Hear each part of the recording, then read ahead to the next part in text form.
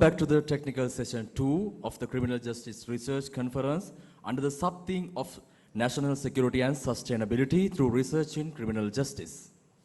The chair for the second technical session is Professor Dhanapala from the University of Sri Jayewardenepura. Professor Wijewardhana was in the steering committee of setting up the Faculty of Criminal Justice and has contributed immensely toward curriculum development and delivering of the core subject for both degree programs of the faculty.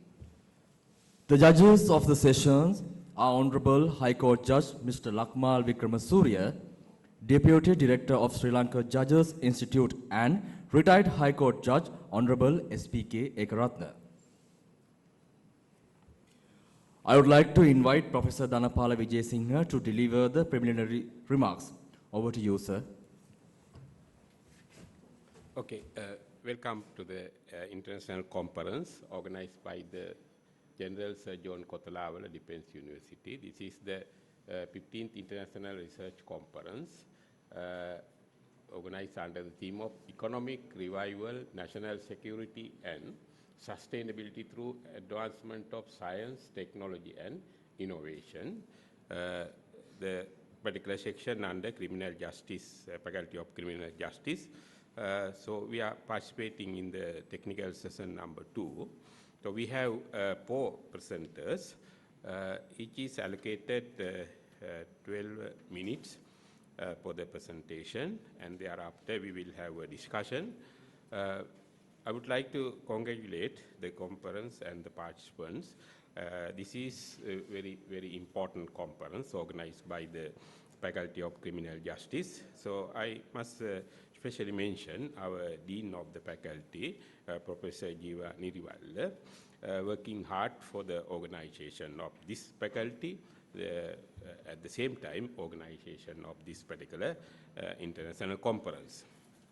Thank her and her team, the dedicated effort for some months and all the other organizational capacities. We are having a very, very successful conference. In the morning I participated and observed that all are going well, and hope this second session will be very, very successful. And I'm not taking much time, but I have to mention that these are the academic conference, so we all can participate in and contribute to the development of the particular area of criminal justice. We are confronted with number of issues of criminal justice administration, especially the quality of criminal justice that we deliver and the efficiency of criminal justice that we are having at the time, and the issues pertaining to the criminal justice administration and so on. So to answer or to find answers to these issues and to have a good peace and order in the society with the justice administered equally to all, we must have these type of academic conferences, and all may have various issues. At the same time, they may have a different expertise, and they can use their expertise and develop their theories and concepts and contribute that knowledge in similar conferences. So this is one important opportunity. I hope that all may make good contribution. With that remarks, I would like to start the conference.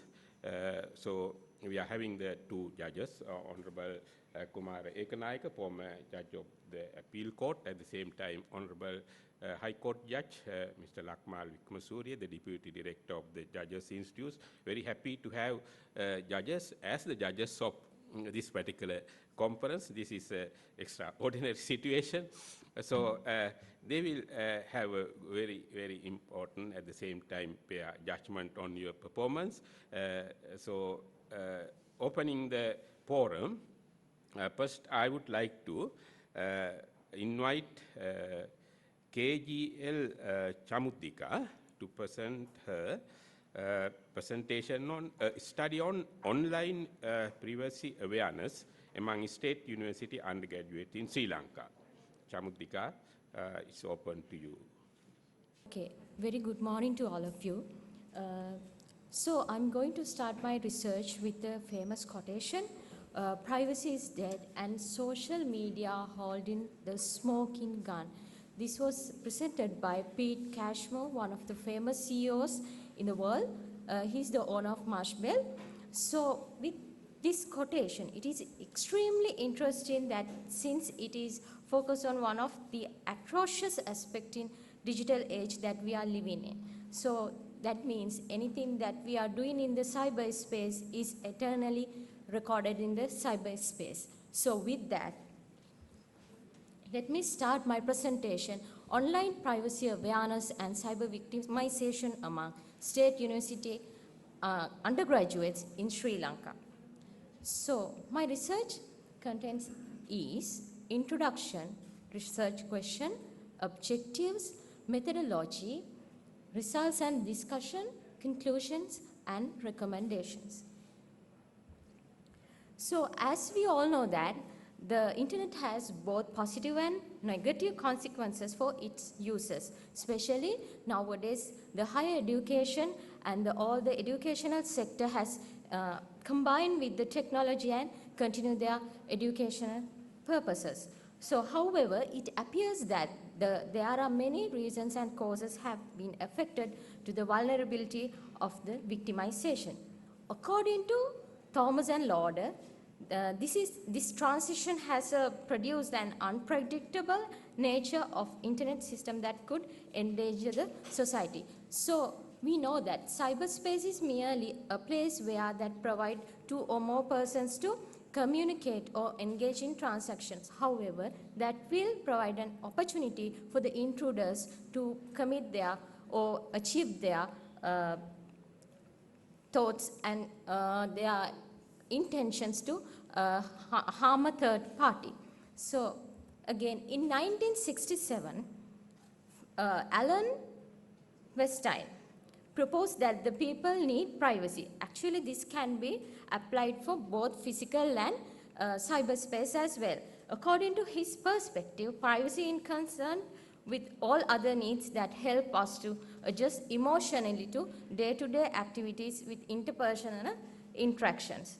So Weinstein, according to Weinstein, he postulates 4 states of privacy, that is solitude, that is being from observation by others. Second one is the intimacy, that refers small group that achieve a close, relaxed, frank relationship. Anonymity refers that freedom from identification from surveillance in a public area, or reserve is based on a desire to that limit or disclosure to others. So now I'm going to my research question, that is, based on the scenario, who is the most vulnerable group in cyberspace among university undergraduates, and how far both male and female undergraduates pay their attention on online privacy and defend themselves from cyber victimization. So this study aims to ascertain if there is a relationship between privacy, awareness, and sex among university undergraduates, also to determine the nature and identify the relationship between privacy and sex of the undergraduate, and finally, to determine the nature of online safety measures and practices that are practiced by undergraduates. In order to achieve the objects of the research, I have taken the population as a target population, one of the metropolitan universities that are located in Colombo district.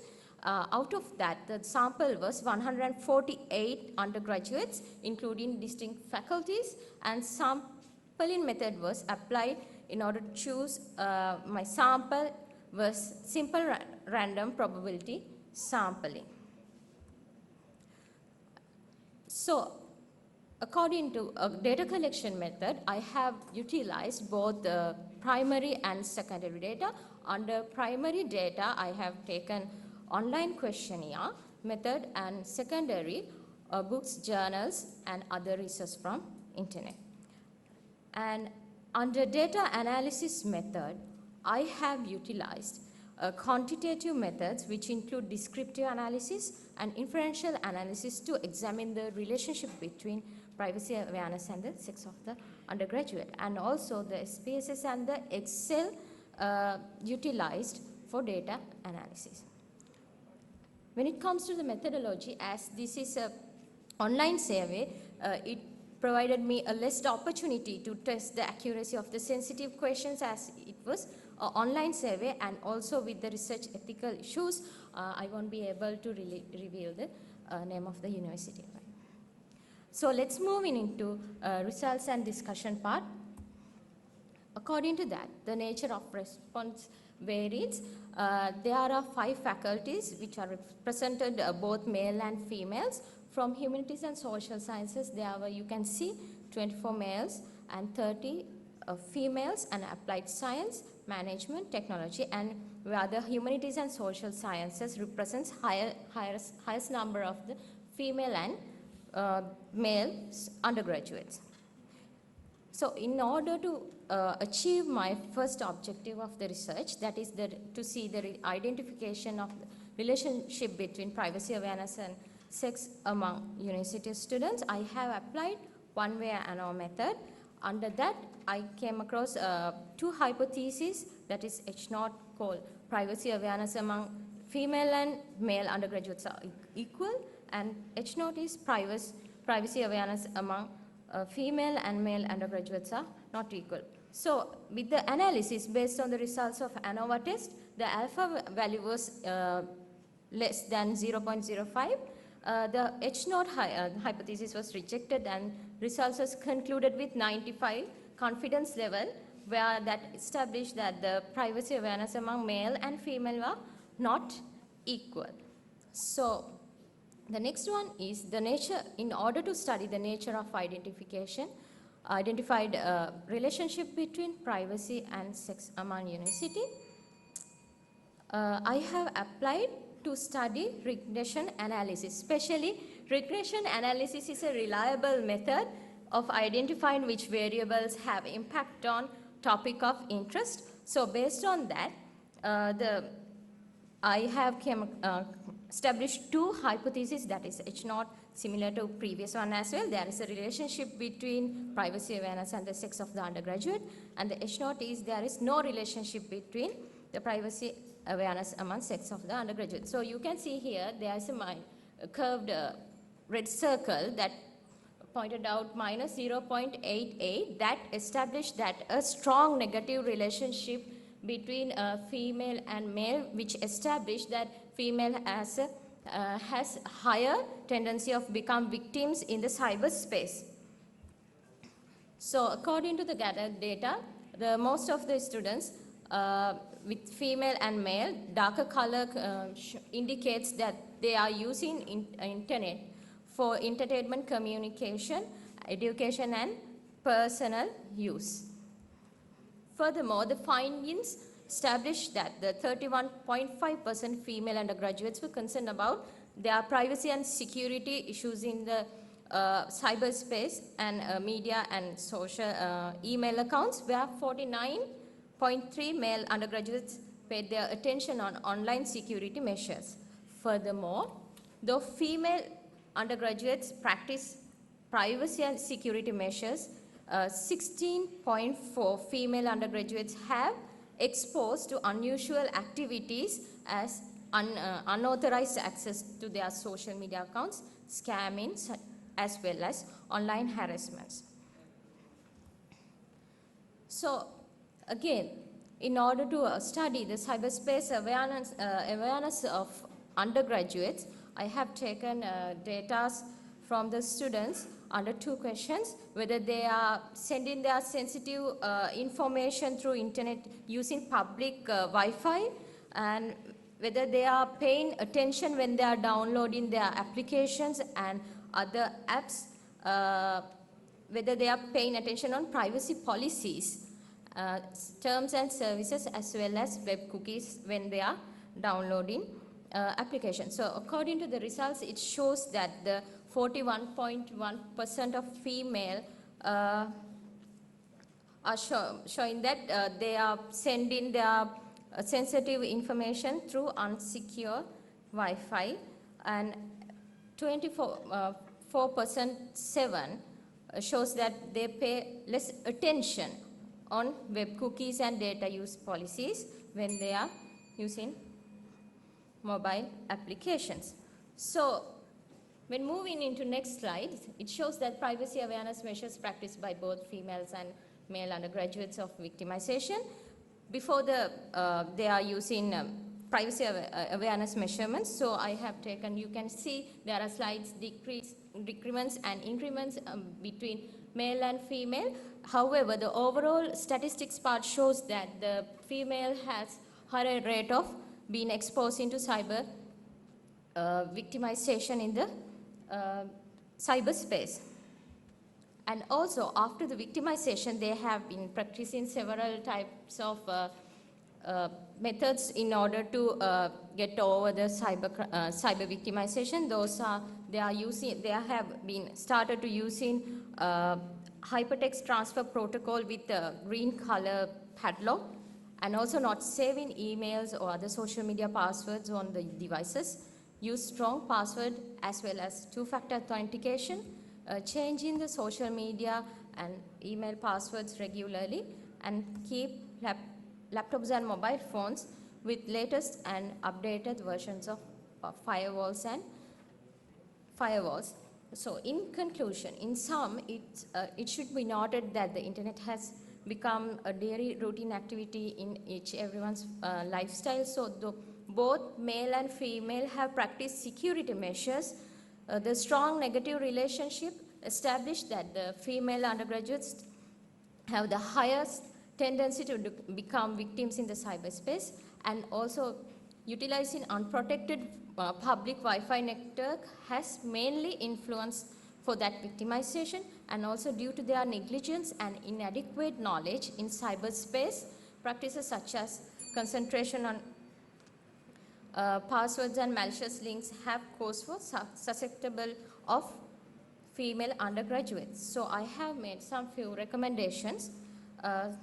As my time has up, I will briefly present it.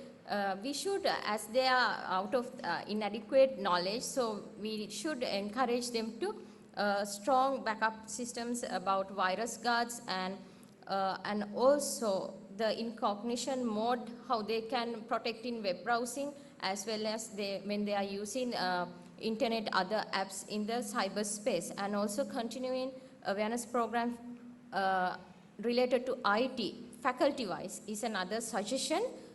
Through awareness promotes through attractive media sessions and infographic methods, and also if we can organize awareness programs parallel to cyber weeks within faculties, that will be a effective method for engage and enhance the knowledge of the students. So these are my references.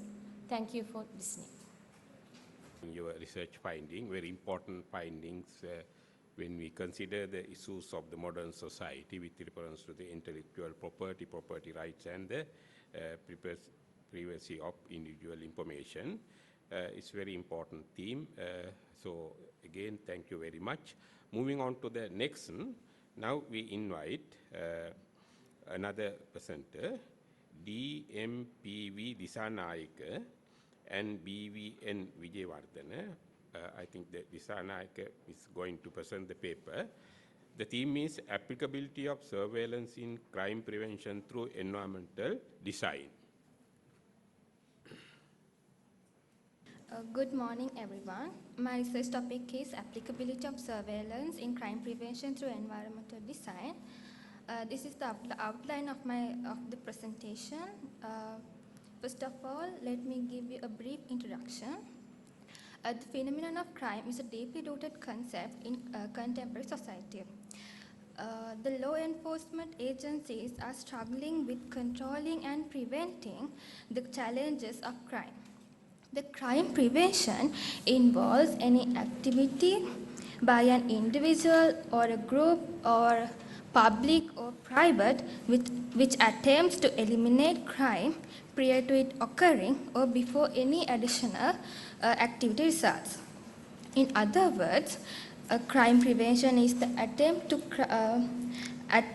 reduce criminal victimization and discourage criminality. According to the Handbook of Loss Prevention and Crime Prevention, there are 10 crime prevention strategies. These are the 10 crime prevention strategies. The one of the crime prevention strategy is crime prevention through environmental design. Let's see what is crime prevention through environmental design is. It is the proper design and effective use of built environment which can lead to a reduction in the fear of crime and the incident of crime and to improvement in the quality of life. The purpose of CPTED is to make the environment safer by the use of CPTED principles and techniques. Countless countries in Europe, North America and Asia have implemented CPTED techniques intensively. There are 4 main CPTED strategies according to Radosevich: territoriality, access control, maintenance and surveillance. Surveillance is, it reduces crime by placing physical elements, activities and people to improve visibility. There are 2 types of surveillance, it's formal and natural. The formal surveillance strategies are CCTV, security guards, police patrols and street lighting.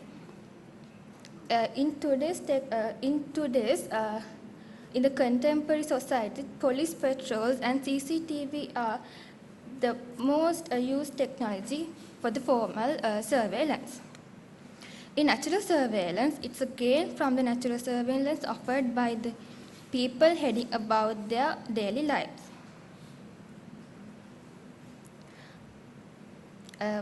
When you're talking about the research problem, despite many crime prevention measures in Sri Lanka, crime rates haven't dropped.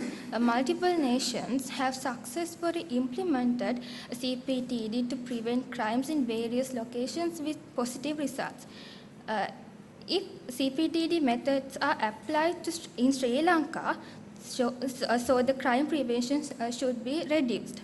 To implement surveillance as one of the CPTED strategies in Sri Lanka, existing challenges and issues should be investigated. The objectives of the research are: the main objective is to determine the applicability of surveillance in crime prevention through environmental design, and the other objectives are to determine the nature of surveillance, to examine the challenges in implementing surveillance in Sri Lanka, and to provide recommendations for implementing surveillance in Sri Lanka. When we're talking about the methodology, this research was undertaken domestically and globally in comparison to the 2 other nations, including Sri Lanka, using research papers. This study compares USA and the New Zealand research reports to Sri Lanka. Choosing these 2 countries for the study involves these criteria. According to 2019 UN Human Development Index, the country should be developed. And according to the World Population Review, one country should have a higher crime rate and the other should have a lower crime rate. Therefore, I have chosen the USA and the New Zealand. When you're talking about the sampling methods, I have used several sampling methods. 15 research papers from the USA and New Zealand were selected between 2005 and 2020 using purposive sampling method. And using judgmental sampling method, I have chosen 12 people from the Urban Development Authority, Sri Lankan police, university professors and victims of crimes. When we're talking about the result and discussion, first I'm talking about the surveillance in public area. In New Zealand, the use of CPTED is widespread and the installation of appropriate lighting system is lots of public areas have installed appropriate lighting, and also daily patrols are the compulsory part as a formal surveillance in New Zealand. And also they installed public surveillance cameras at unbreakable heights, and also they fixed building street viewable entrance and exit so that the passerby of these buildings can have a formal surveillance. And also public places have enough lights to identify two persons 15 meters away. When you're talking about the USA, they have improving the lights in parking lots so that so if there are criminals, so some people can identify by the lighting. And the nighttime patrols also there, and 24 hours they patrol in public areas. And public neighborhood watch programs are directed by the police and the general public. And nighttime lighting near parks and sideways are also used in USA, and they use security officers in public areas.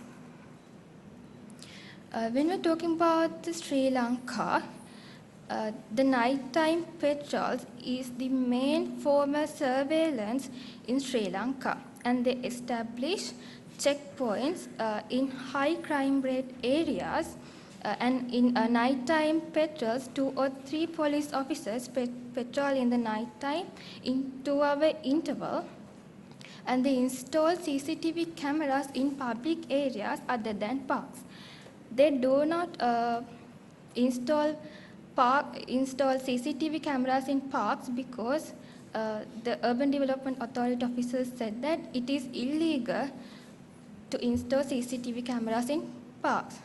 But some places we can see the CCTV cameras are installed, but they are switched off.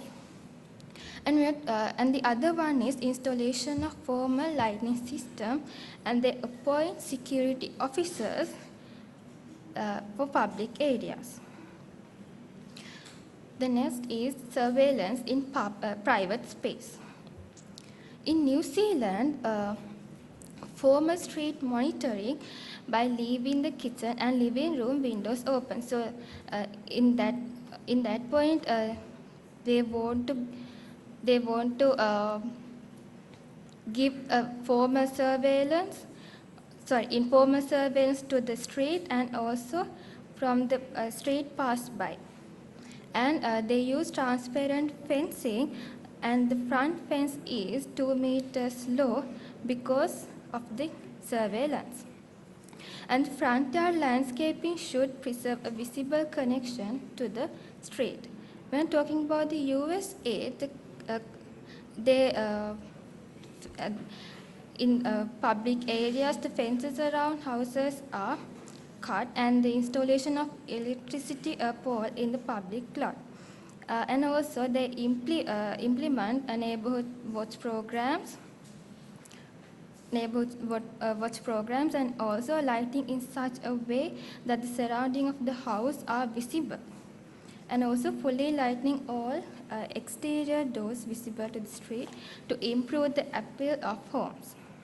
When talking about the Sri Lanka, some houses they install CCTV cameras, and the housing complex they have managers, and they have a citizen committee made up for the people living there. And in Sri Lanka, the lighting is used only inside the house. They do not use it outside the house. In conclusion, in New Zealand, property crime has decreased as a result of police officers' 24-hour surveillance. As a presence of 24-hour security personnel at the front and back of public locations in US has reduced public place crime by 24%. Throughout the introduction of surveillance program in public places in USA, it has been the ability to reduce crime in shopping malls and parks. And also the use of CCTV cameras by New Zealand and the US in the formal implementation of crime prevention has reduced property crime. And in Sri Lanka, patrolling has become the primary formal surveillance tool for crime prevention. And also, Sri Lanka prohibits the installation of CCTV in parks, but the installation of CCTV parks in the US and New Zealand has led to a decline in crime. An open window in the kitchen and living room, where the majority of the day spent, have been used for informal surveillance of street crimes in New Zealand to prevent crimes. Due to the night patrolling by police officers allocated to the respective police areas in the slums in Sri Lanka, vehicle auto parts theft at night have decreased. It is recommended that the daily 24-hour patrolling in all areas and placing guards not only at the front gate of the public area but also at the back gates, and improvement of lighting so that the two individuals in public places can identify at night, installation of surveillance cameras in all public areas. So these are my recommendations. And this is the references. Thank you very much. Now we are moving on to the third paper. It is presented by KBN De Silva. The presentation is on workplace harassment, identifying the nature and impact on society. So now I cordially invite KBN De Silva to make the presentation. A very good morning to all of you. The title of my presentation is The Workplace Harassment and Its Impact on Society. This is a qualitative evidence synthesis. Actually, this is a kind of a review article, so I have just make the presentation by using my review article. First of all, I would like to invite you all to just look at carefully about the picture in the screen.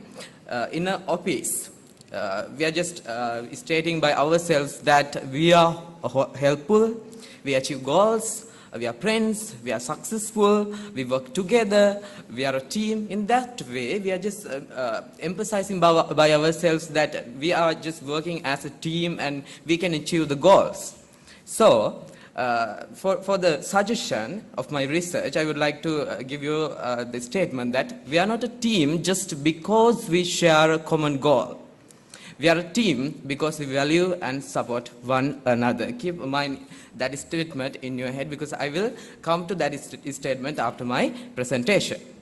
So these are the outline of my presentation. First of all, I would like to give you the introduction, methodology, discussion, conclusion, and the recommendations, suggestions, and the references.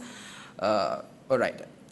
When we just consider regarding the introduction part of the research, with the rapid growth of mankind, it becomes a common for one human being to cause trouble for another. So harassment in the workplace includes any conduct that demeans or threatens an individual employee or group of employees. It has become a crucial fact for practitioners and researchers to focus on workplace harassment as it is one of the most delicate issues in effective workplace management, as aggressive workplace behaviors are a significant source of stress. So the researchers and the governments of most countries have given it a considerable consideration since the 1980s. So harassment has been an ever-present problem for human civilization as the human population grew and the conflict between individuals became increasingly common. So in the 21st century, as the antecedent to modern society, life forms have become more complex due to the simultaneous elimination of the feudal social system and the rise of industrialization. Survival in today's money-based economic and social system requires the regular employment. The private sector and the public sector are the two main types of the organization in the modern world that offer work opportunities. So harassment at work can come in the form of overbearing management, harsh criticism, or lack of opportunities for advancement. So the harassment in the workplace can take the form of a verbal or the physical abuse toward an employee or a group of employees. So there is a growing awareness that the workplace harassment is particularly delicate area in which to exercise good management, and the workplace harassment is a particularly delicate area in which to exercise good management. So in order to determine the prevalence of workplace harassment, Shetty at AL in 2017 conducted a research, actually this is a quantitative cross-sectional research, exploratory research survey.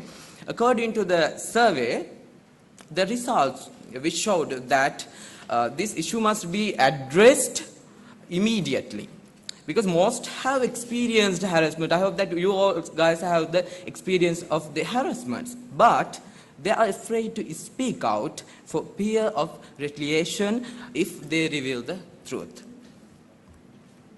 So accordingly, there is an ongoing debate about whether workplace harassment affects employees' job satisfaction. It's detrimental to their personal lives and contributes to various social problems. Hence, so the prime intention of this study is to determine the nature of the workplace harassment and its impact towards the society.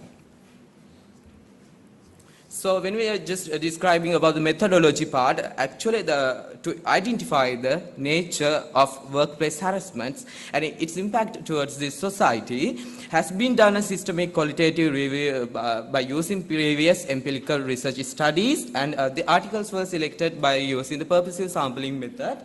And also in line with that, the thematic analysis method was utilized to conduct the narrative synthesis. Actually, I have focused mainly about the two questions. First one is, what is the nature of the workplace harassment? And the second one is, what is the impact of workplace harassment towards the society? These are the two questions that I have just considered on my research. So there are some kind of study limitation. You can see that the study has only considered the two kind of specific questions and has not considered especially about the legal framework of the workplace harassment. Also, the research has conducted by only considering the secondary resources about the workplace harassment. All right, let's move on to the discussion part.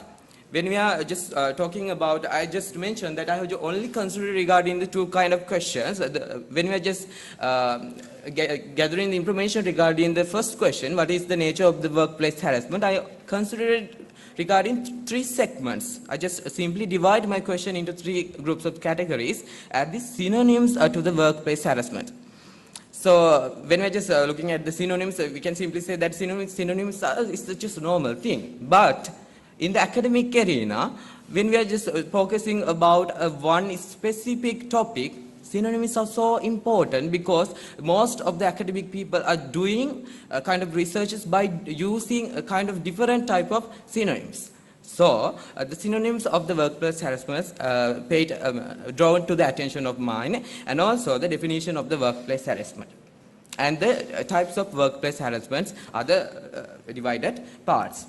So when we are just focusing about the synonyms to the workplace harassment, there are some kind of several synonyms, especially the keywords had paid the attention by the most kind of researchers, especially the mobbing, workplace bullying, and the workplace mistreatment, the workplace aggression, workplace molestation, and the workplace abuse. So these are the typology that I have found out by the literature survey in 2022. Actually, I had a limited time to conduct the research. That's why I only just considered the two kind of questions. And these are the types of workplace harassment I could have to pursue, get from the literature, especially the personal, physical, the power, discriminatory, and the psychological, cyberbullying, we are calling it as the online harassment, and also the retaliation, sexual harassment, the third-party harassment, and the verbal harassment. So when we just consider regarding the personal harassment, there are several kind of research has done regarding the personal harassment, and they have emphasized that the types of personal harassment are there in the modern world, especially the inappropriate comments and the offensive jokes, critical remarks, the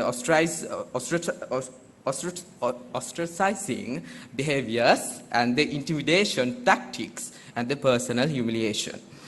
And also, when we just consider about the physical harassment, the direct threat intended to inflict harm, one of the few types of physical harassment that can be identified. Other types of physical harassment include as attacks, threatening behaviors, and property destruction are all forms of intimidation. Especially the physical harassment also referred, in accordance with the lady in 1996, also referred to as the workplace violence. It is a form of workplace harassment characterized by physical attacks of threats. And also, the definition of workplace violence is physical threats and assaults against employees. When it comes to the power harassment, you can simply see that the power harassment is not restricted to a particular type of conduct. It can be either verbal in the form of intimidation or physical in the form of violent acts. So there is a definition kind of about the power harassment. Just because the time is running out, I'll just simply go to the another slides. Especially the discriminatory harassment.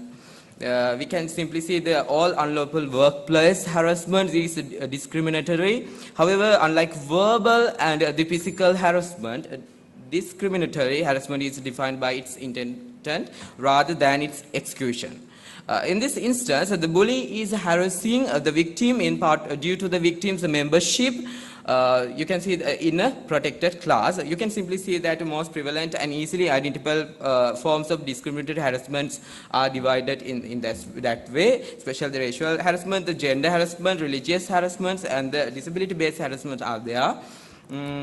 And also the psychological harassments also should have to pay the attention when we are just describing regarding the workplace harassment. And also there are cyberbullying in the modern world. The cyberbullying is easily we can just put a message or a kind of video, or we can just leak someone's inappropriate or the nude or naked photos or any kind of things. Those are only considered into that cyberbullying. And also the retaliation harassment also are there, the type of workplace harassment. And also the sexual harassment, I have to just simply say that the sexual harassment is somewhat important, because most of the academic arena, most of the researchers has just simply paid their attention to the sexual harassment. There are several kind of research works are there regarding the sexual harassment. That is somewhat the crucial fact that I have to emphasize in here. And also the third party harassments are there, and the verbal harassment. So these are the typology of the workplace harassment that I have just emphasized. And when I just simply consider regarding my second questions is what is the impact of the workplace harassment toward the society? So I have just simply gotten answers from the previous literatures that being addicted to the consumption of alcohol. So most of the researchers has emphasized the fact that there is a positive correlation between the amount of alcohol consumed and the severity of harassment in the workplace. So we have to just put our attention to this kind of, the results, because there is a linkage.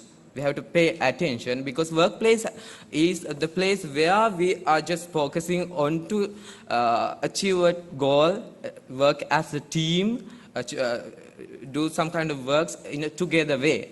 So if the workplace is harassed and if the workplace victimizes the co-workers, it is somewhat the fact that we have to pay attention as the researchers in the criminological field. So the second was is post-traumatic stress disorders. We call it at the PTSD. Especially the Matthiasson in 2004 has stated that the more recent and frequent the harassment in the workplace, the more severe their post-traumatic stress disorder symptoms were increased.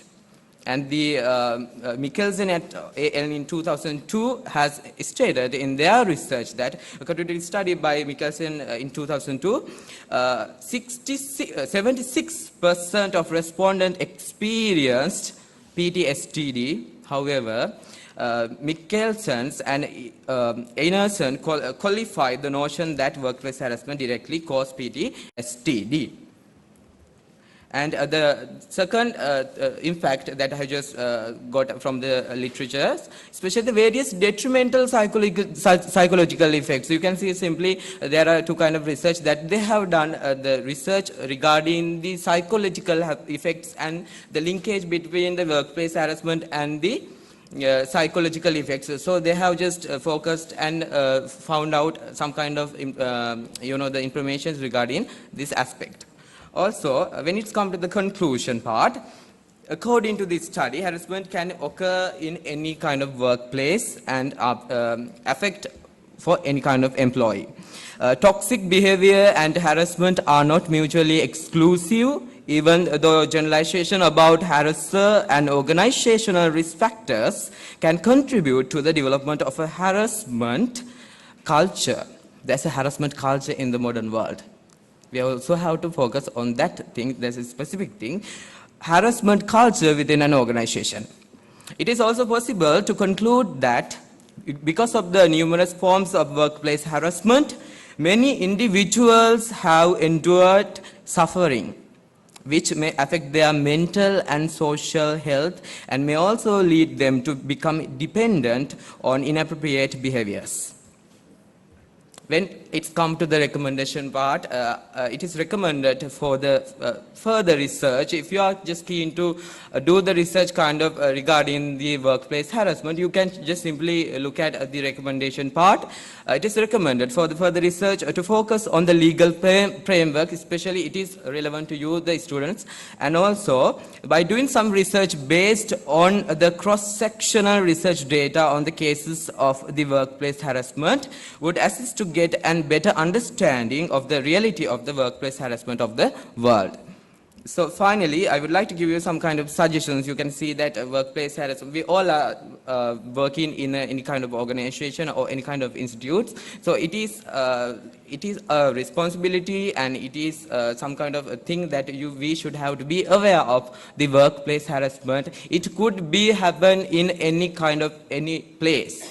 So we have to know our rights first. So employees need to think of the impact of their interaction and engagements with junior colleagues, peers, supervisors, and think about how those actions are received and experienced. The second one is, for employees, it is about demonstrating leadership and ownership.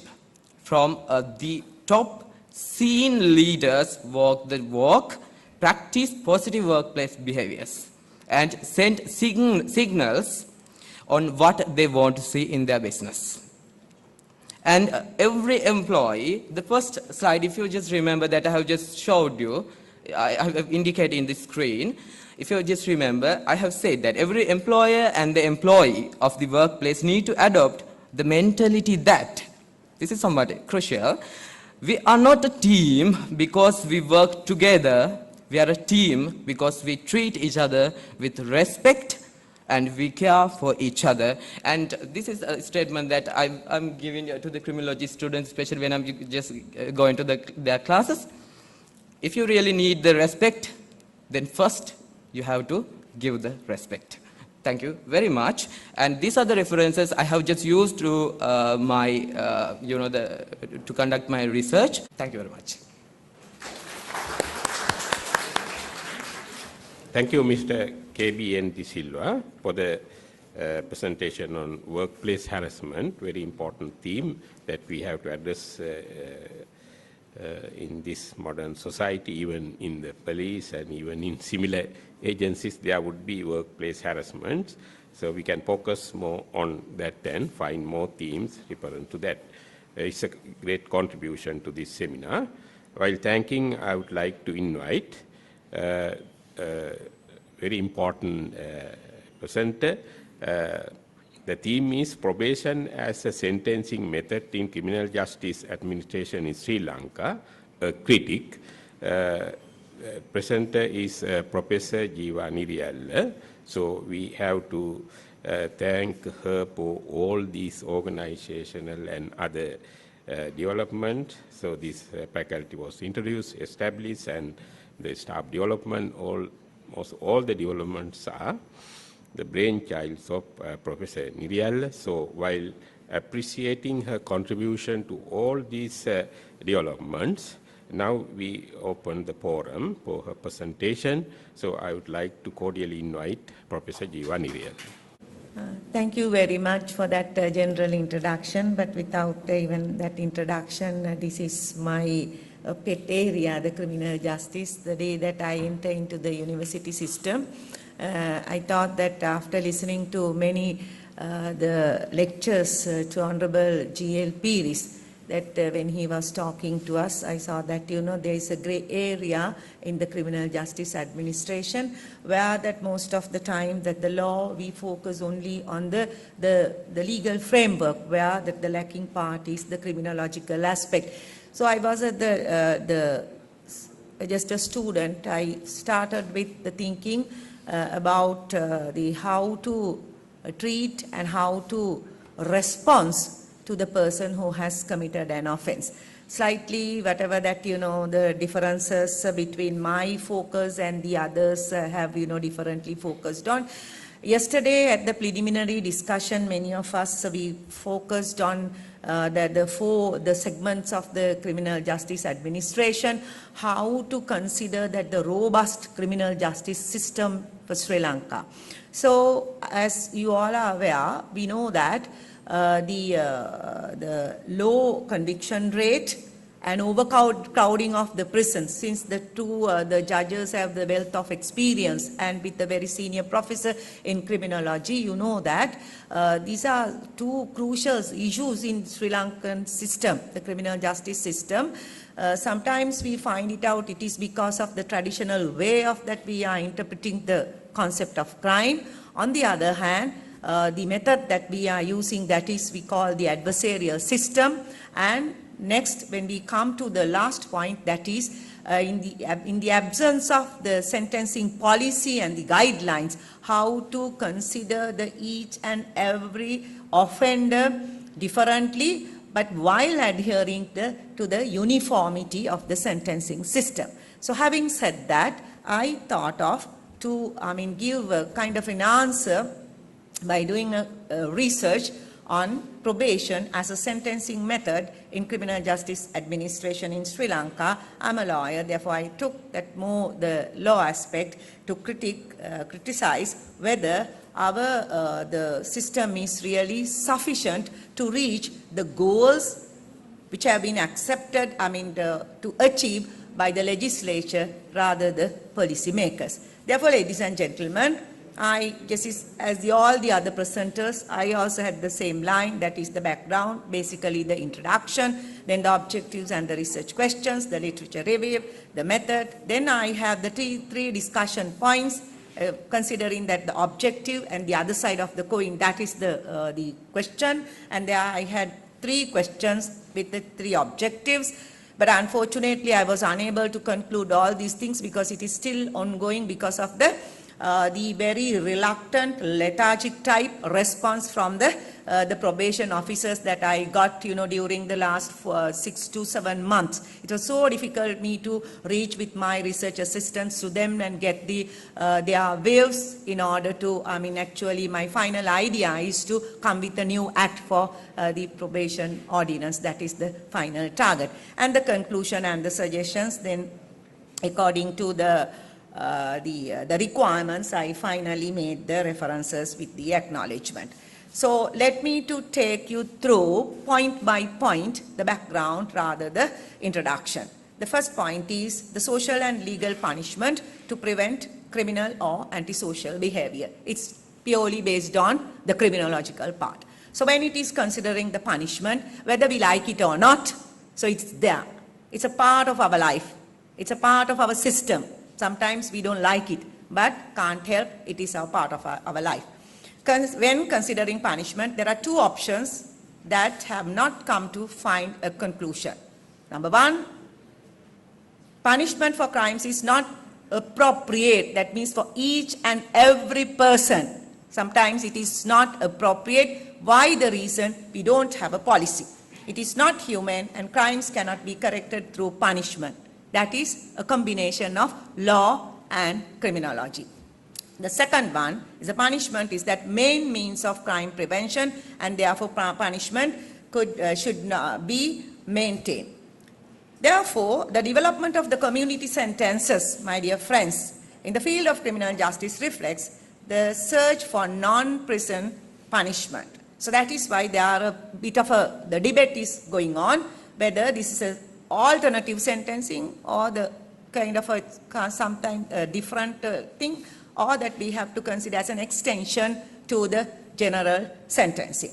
Therefore, the desire for the probation is, number one, cost effectiveness. Number two, just desert philosophy that comes under retribution theory. And the third one, rehabilitation of the offender and the punishment of the offenders, an alternative to the custodial sentence. Therefore, probation can also be considered as an opportunity given to the offenders to correct him or herself while they are in the society. Therefore, probation may be identified as a form of community sentence. Mr. Dharmasiri very correctly pointed out at his presentation the institutional and the community correction. So he has done a bit of a institutional part. I am doing the other side of the coin, that is the community part. So therefore, my dear friends, Sri Lanka also understood during the British time, before very close to the independence, that is to enact this particular the act, that is an ordinance actually, probation of offenders of ordinance number 42 of 1944. So the objectives, I have the three objectives, putting the three questions. Does the law relating to probation is in Sri Lanka successfully achieve the intention of the legislature? Yes or no? Number two, how do the structural and policy changes incorporated to probation service affect efficiency of the service? So you know that after 13th Amendment to the Constitution, the entire structural change has been done to the criminal justice system. So then the power was given to the courts. There that we have the provincial high courts, which has the appellate jurisdiction.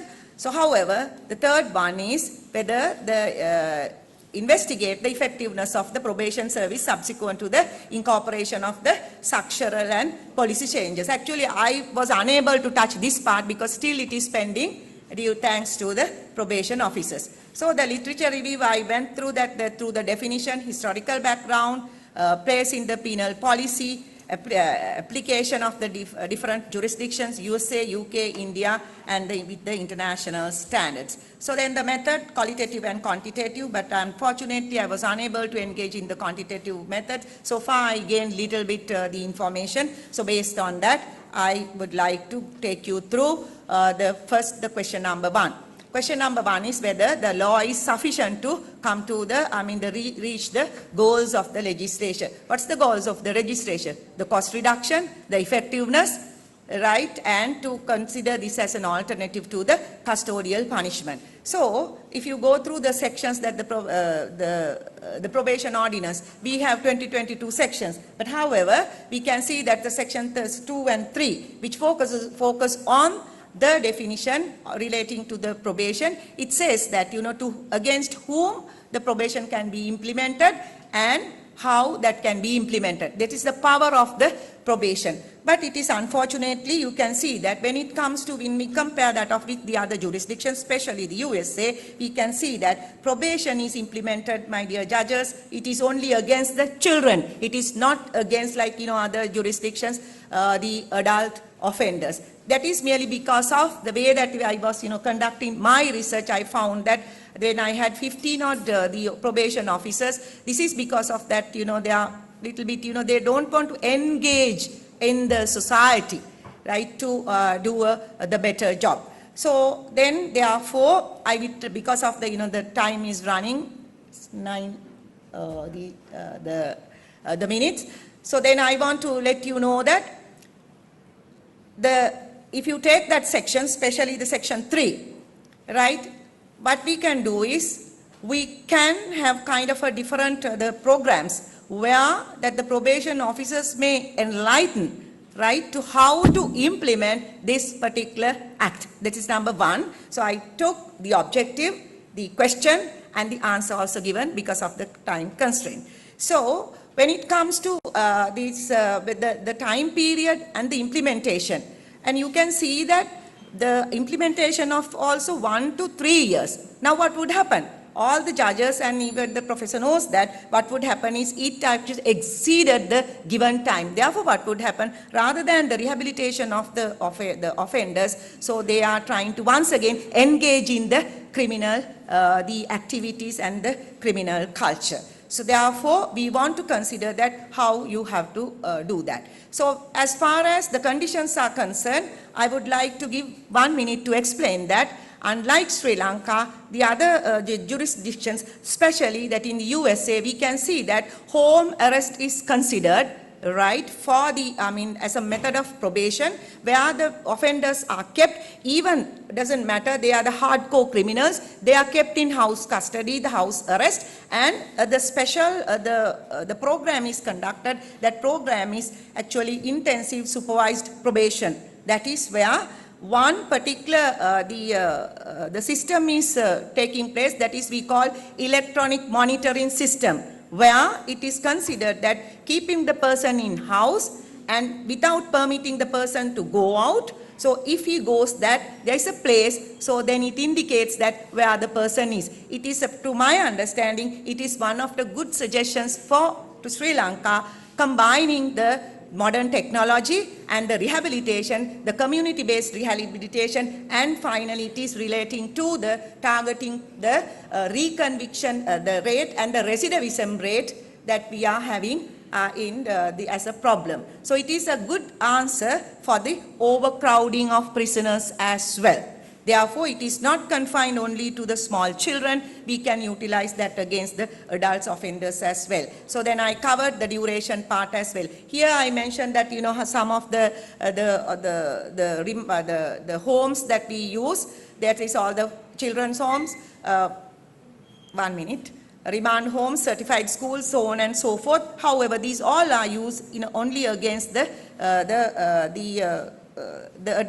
children, not for the adult offenders. So then take me the last point, that is the objectives, objective number 2, that is the question number 2. Here we are talking about the structural, the policy changes, how we can utilize in order to achieve the goals of the legislature in relation to the probation. There you can see, as I said, that after the 13th amendment done to the Constitution, so then you know that thereafter the power has been delegated from top to the bottom. So there what would happen was, earlier it was centralized at, the governing, the monitoring system is, held by one person. Whether we like it or not, sometimes, the punishment system, we really need it. So then what would happen, since it was, delegated, there are now the provincial councils also have the power, so therefore no one has, what to do. Therefore what would happen is, it led to the deterioration of the probation officers, as we very correctly say that it gives the probation officers to slowly just, deviating from what they have to do. Therefore, once again, we have to conduct that. If it is the case, once again, yes, of course, we can have from bottom to top, but we have to have a kind of a monitoring body to govern and to monitor these, the time. So therefore, my dear the friends, these are the few points I want to share that off with you. If you give at the discussion point, I know that you will ask a lot of questions. But the third the point actually I was unable to touch because I need more information. But still I am collecting the information. If it is done, so I submit my the full paper with all the information. So thank you very much for giving me this opportunity. Here the references and the acknowledgement. Anyway, I have to acknowledge the support given by even very minimal the probation officers, as well as my three the enthusiastic three research the assistants. Thank you very much for giving me this opportunity to share some of the thoughts with you. Thank you very much. And she has done a real research. That is why the facts are so clear and so emphasized. So we understand that there's a particular problem of sentencing policies and sentencing methods. So these are important subject matters of criminal justice and justice administration. More and more research studies are required. However, she has addressed the probation. Still, the probation system has not been developed, and we are having a particular group of probation officers. Still, they are monitored by provincial as well as central government. Issues are there without addressing these issues. At the same time, whether even though it's a community base, still there are issues. The real concept of community base is not found in some, because of the again confinement of these children in homes, and they are abused in that area. Sometimes the judges are not aware of these factors. So they, on the assumption that these homes and centers are running well, they are sent, but better than their own place. Issues are there. So we'll open the forum for a discussion on 4 papers. So I cordially invite all the participants to raise all the questions. They are your comments, at the same time, whatever appreciation, all are welcome. So make use of this opportunity to participate in this international These are very rare opportunities. Annually we organize this. You have to wait till the next one if you are not raising your question at this moment. So make use of this opportunity to express your views, at the same time raise your question. Thank you very much for your good presentation, Professor Niriella.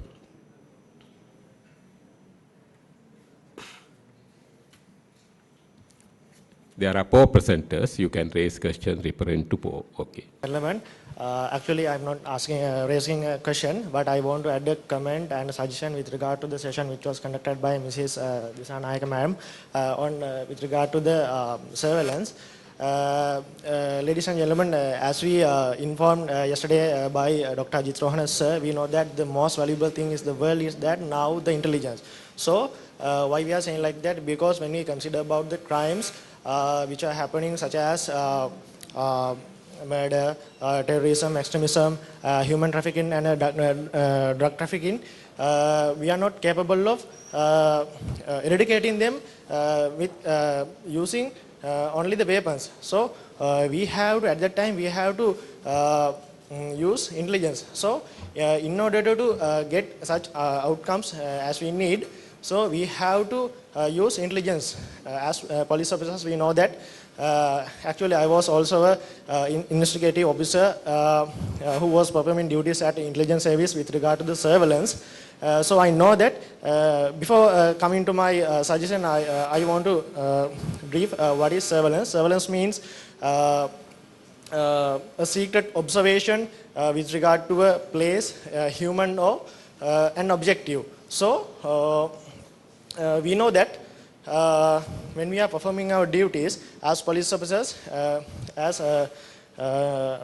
Dissanayake madam said, we have to use CCTV for our investigation. But not only the CCTV, CCTV is a technical equipment which is when we are using our investigation with regard to the surveillance. But we know that today the most important thing is that the human intelligence. That is, previously I said the technical intelligence, but we have to consider about the human intelligence today thoroughly, because why I am saying like that, I have conducted, and there are some officers in here who was working with me. Human intelligence is the main important thing. Why we should consider about that? Because we have done so many several missions and operations. We are going to that mission without any weapon. Our weapon is only our 2 eyes and 2 ears. So I think, ma'am, it would be more effective to your research if you could conduct and research about the human intelligence with regard to the surveillance. As well as I ask the audience, there are so many things in the world. So close your eyes and open your mind. Thank you. 2008 or 9, somewhere long before we are now to 2020. So then the CCTV cameras were fixed in the Taipei city, that to see that, how that the road traffic offences are, conducting. So then and there they will stop and, do that. So then in addition to that, I don't know whether it is good or bad. So there were some, the surveillance system was going on. We were asked them to see that that is in addition to the human, the surveillance.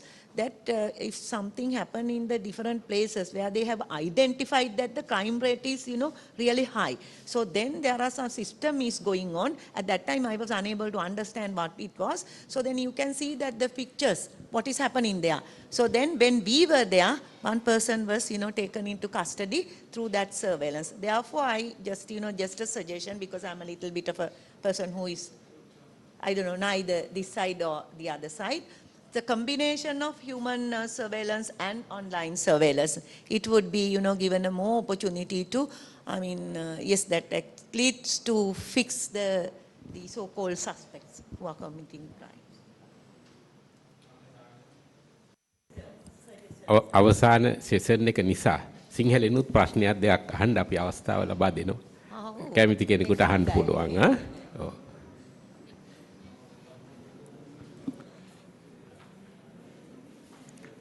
අහන්න ප්‍රශ්නයක් දෙකක් සිංහලෙනුත්. Even in Tamil, okay?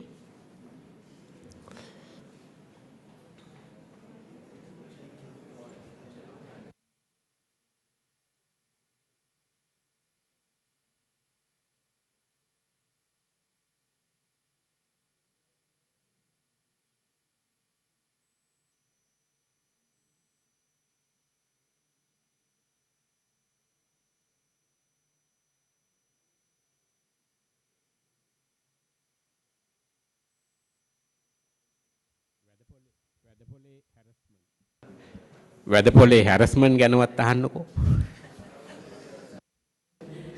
ඉස්සෙල්ලාම මම පටන් ගන්න සිංහලෙන් අර එම්පති කියන වචනය.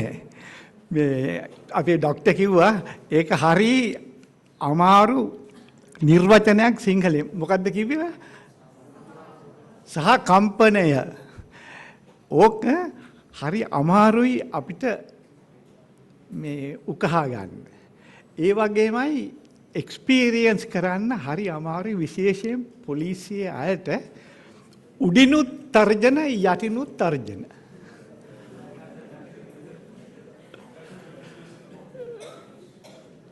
ඒ කියන්නේ උඩින් විශේෂයෙන් ආවහම ASP මහත්තයා කියනවා කෝ මේවා දාලා තිනවද ඔක්කොම? නෝට්ස් දාලා තිනවද? පොත් හදලා තිනවද? අරව හදලා තිනවද? මේවා හදලා තියෙනවා. පස්සේ ඒක යනවා OIC මහත්තයාත් බනිනවා හොඳටම. උඹලා මේවා කරලා නැහැ කොහොමද මේවා කරන්නේ?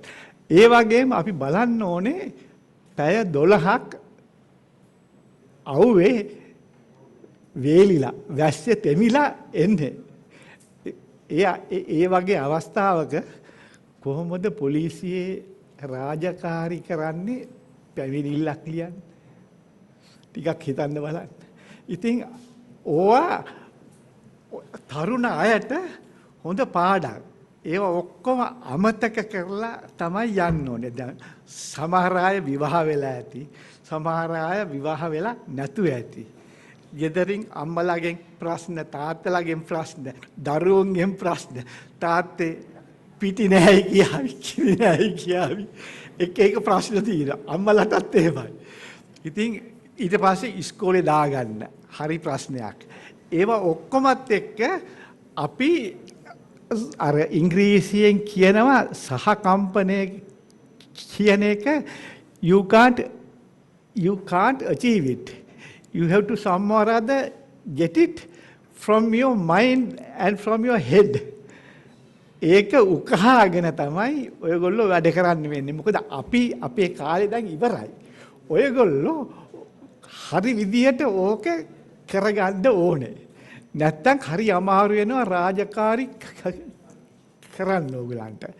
මොකද ඔයගොල්ලෝ කරන්නේ ඔයගොල්ලන්ට නෙවෙයි මහජනතාව වෙනුවෙන් ඉන්නේ. ඉතින් ඕක ටිකක් හිතා ගන්න ඕනේ සහකම්පනයට විශේෂයෙන්ම මේ ශිෂ්‍යයන් හැටියට ඔයගොල්ලෝ තමයි ඕවා ඔක්කොම විද දරා ගන්නත් වෙන්නේ. ඕගොල්ලන්ට තමයි සම්පූර්ණ මුළු ලංකාවෙම මේ ප්‍රශ්න ඔයගොල්ලෝ තමයි විසඳා ගන්න විසඳලා දෙන්න ඕනේ. උසාවියට ආවහම නිකන් සාක්කි අහනවා එච්චරයි. අනිත් එක මහජන සම්බන්ධය ඉතාමත් අවශ්‍යයි. ඒක තමයි පොලිසියේ නැත්තෙම. මොකද අපිට අපි වගේ අයට පුළුවන් ඕක අදහා ගන්න. මොකද පැය 12ක් අවුවේ හරි වැස්සේ හරි තෙමිලා ඉන්නේ. අනිත් අයට ඒක බෑ. ඉතින් ඔය අත්දැකීම් මත තමයි ඔයගොල්ලෝ රැකියාව හරි අමාරුවෙන් කරන්න වෙන්නේ. ඒක මතක තියාගන්න ඕනේ කොච්චර ඉගෙන ගත්තත් වැඩක් නැහැ. එක වචනෙන් ඉවර වෙනවා. හරි ප්‍රවේශයෙන් මේ වචන හැම පාවිච්චි කරන්න ඕනේ. මොකද ඒ විදිය අවස්ථාවක හරිම අමාරුයි. දැන් ඔයගොල්ලන්ටම පේනවා තියෙනවා ටීවී වල හැම දාන ඒවා පයින් ගහන ඒවා හැම හරි ප්‍රශ්න ඒවා මේ මහජනතාව හරියට ලොකුවට මේවා යන ඒකඳ සැලකිලිමත් වෙන්න ඕනේ. එක පියවරක් ගන්න ඉස්සෙල්ලා 1000ක් හිතන්න ඕනේ ඔයගොල්ලෝ.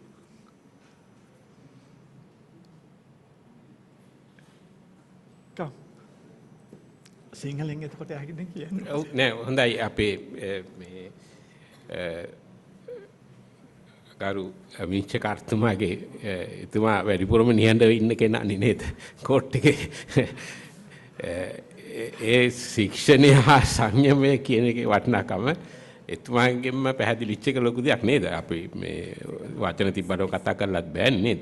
දැන් ඔබට අවස්ථාවක් තියෙනවා හැම කෙනෙක්ම අහන්න බලන්න එක බැගින් මේ ඉන්ටර්නැෂනල් කොන්ෆරන්ස් එක වඩා සක්සස් වෙන්නේ එක්කෙනෙක් එක ප්‍රශ්නයකට ඇහුවොත්.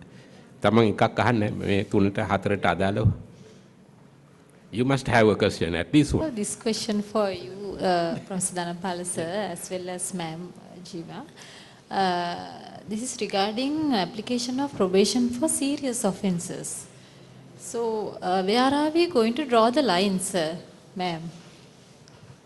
If we are to apply probation for serious offences, major crimes, where are we going to draw the line? And what is the determination? I mean, what is the yardstick of drawing the line also? Have we thought about it yet, sir? No.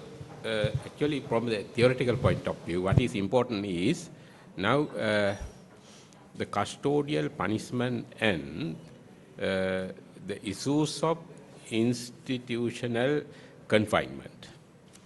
One argument is this particular criminal justice system punished and imprisoned the people, and thereby they are labeled as criminals. The labeling has a social impact of social labeling. At the same time, the person is psychologically also labeled that an idea of criminality is inculcated in the minds of the person. The person identifies himself or herself as a criminal. So this institutional punishment or custodial punishment, by punishing we label, the label cannot be removed. So in the name of justice, what we do, we are institutionalizing the criminal behavior through the imprisonment. If we are to get rid of this particular labeling impact, then we have to adapt the community-based correction. Probation is also one. It is non-institutional. They are again without labeling that we have to do it. If the criminal justice is with the arrest, the labeling take place, and the conviction is the culmination. Sentencing is the implementation of labeling. To remove the label, we must have a different system. That is why restorative justice is proposed. That is why community-based, and that is why home confinement. The person appeal at home, at his own home. The person is not convinced as a criminal or offender, but it is confined to the home. Even parents are advised, parents are given all the instruction. This child should be looked after by you for a period of this month, and the behavior must be observed. Thereby, without giving the label of whatever offending behavior or anything, the person is corrected. Because we had the traditional system in a family, the seat of the correction is found at home. When a child violates a norm, the father punished, then the punishment separate the father-son or father-daughter relationship. Then the person, the child may cry and go to the grandmother usually. The grandmother consoles the mind and explain, you have violated something, that is why father punished, and thereby the separated relationship is restored by the grandmother or the third person. So there, all the seats are there. Violation is there, punishment is there, separation is there, then the relation is reintegrated, redeveloped, thereby it is reintegrated to the family. That must be developed into the criminal justice system. We stop at the separation. Once the person is punished, the person is separated from the society, labeled as a criminal, but that particular separation is not removed from the mind. To remove it, that person must be reintegrated through a proper channel. Our system is stopped from the separation. The people punished, imprisoned, and released with the separation. Still, the person remain in the society even after the punishment with the label of criminality and continue the criminal behavior. Why the person has not been fully rehabilitated, corrected, or whatever correction must remove the particular label of criminality, that particular separation from the society. Correction must be the reintegration to the law-abiding behavior and law-abiding society. That is not found. So even with the probation, we have to adapt that one. That is the theoretical explanation. Madam My has, concern was the nature of offences that we have to, I mean, what are the offences that we are going to take out from the, imprisonment, punishment, imprisonment as a punishment. If we are to pull out certain offences, have we thought about what can we take out from that stricter offences, punishments? That is a particular problem. With the offence and the person. If the punishment based on offence, it goes to the retribution. What is important is not retribution, because retribution is not going to correct the person. You had violated the law, you have to pay for that. This is the punishment, pay. That is retribution. What is required is correction. No? But even the deterrence is not going to correct. This is deterrent. That means the person is frightened. Frightening means again going back to the wild life, because the fear, we are instilling fear. So the correction must have a separate meaning. Still we are not having it. We have not discussed the, we adopt special and general deterrence as the correction. But conceptually it is not 100% correct. We have to argue on that also. Still we have not discussed. So the person must be corrected, okay? If a person needs to be corrected, whatever solution must be person-centered, not the offense-centered. Offense is the action. What is important, action is important, but is most important is the actor. Without changing the actor, we cannot find the solution. Action is the crime. So not on offense, but on the actor, it must be another philosophy, theory. To answer to your question is how to pull up the so-called the crime, right, to come with that. So therefore, there are some alternative the ways and means that you can do that. Now, being all we as lawyers, we know that we have the suspended sentencing, we have the conditional discharge, we have the community-based corrections. There the limitation is given the 2 years the imprisonment. So more than 2 years you can't go. Less than 2 years you can go. But rather either you can go within that way to consider the most appropriate one. So therefore one answer for one, that is one of the answers for your question, right? How to take the different the crime. So then to add to that, the second answer is to take that there are the different typologies of the offenders, the casual offenders, who the first time committed an offense, the reconvicted person, the second time we call the recidivist. So then it is mostly the person who is committed an offense, right, for the first time. So that is also probation is, that is how the other countries are doing. So different from that, so it is kind of a, you know, what I am considering and come with that as one of my the suggestions. Like it is immaterial whatever the offense is, because as far as the offenses are concerned, that is how I'm going to the theory and get it. Consider the person, right? So when under the positive school of criminology, that is why we are focusing on, right? That is one of the reasons that we are not now following Beccaria's theory, right? So therefore, if you go for that, whatever the punishment, if you have a kind of a policy with the guidelines, right, come in a different way of, maybe a kind of a legislation, or else circulation sent by the Supreme Court. So then based on that, right, any have a grid for that, like Minnesota sentencing guideline grid. If we have a kind of mechanism, so then we can say that who are the person is fit to the probation. Right. Yes, it's a general, a blanket rule. It is up to the honorable courts, the Supreme Courts, right, or that. I know that the Fiji, right, there is a, the legislation for sentencing. So when it goes to UK also, there is a separate. So my first MPhil was for that, how to go with that. Thank you. I hope that you got the answer. Good Just question. to Good add question. on, Okay. Yeah. Just to add on the two professors, now to bridge the gap, I think a sentencing policy act or sentencing policy guideline would be the ideal. Because as Professor said, now in Fiji they have a sentencing policy act.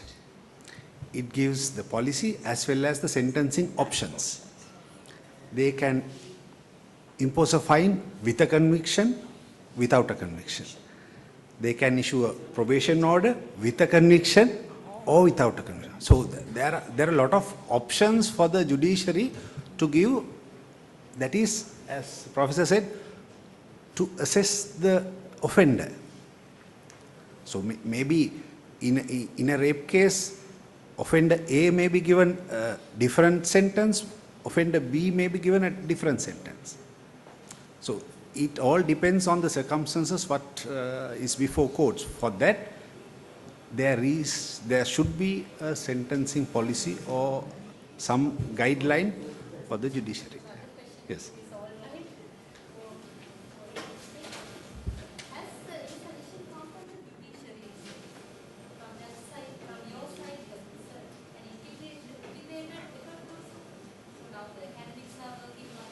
Yes.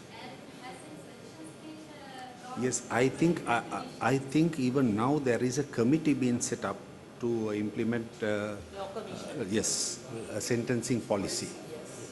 Because now Fiji, they have a tariff system also. So certain offences, this is the minimum between 3 and 5 years, 1 and 2 years. But you can go beyond the tariff or below, but the judge has to give a reason.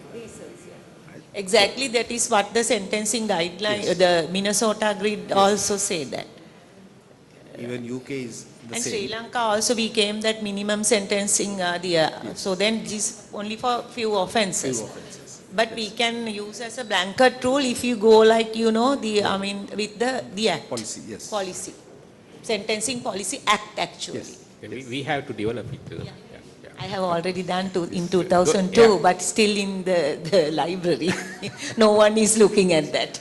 Unfortunately, that what happens to most of the, unlike other countries, whenever research is done, some are given, at least at a later stage, some are given recognition and put into operation. But here it's that. Yeah. Now, you can raise your Sinhala questions. We have very great resource person from two courts, the High Court, Honorable Judge, and the Appeal Court. The rare opportunity, okay? You don't see even in marketplaces, okay?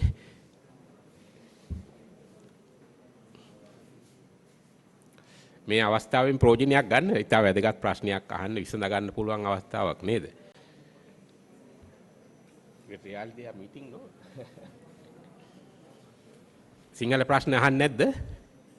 අහන්න. එකක් අහන්න. පුරුදු වෙන්න එපා. We have to train people no? These are in universities to train new academics, okay? Get the opportunity. මෝඩ ප්‍රශ්නයක්වත් කමක් නැහැ අහන්න. Even that is an experience. Yeah, good question. Yeah, bullying. Yeah, how I was bullied. Okay. අහන්න. නැත්තම් අත්දැකීමක් කියන්න බලන්න.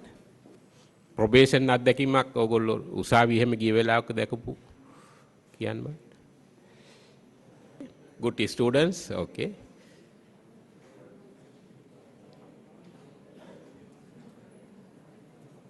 Whatever language you can raise it, okay. I invite one of our judges to make any contribution. Yeah.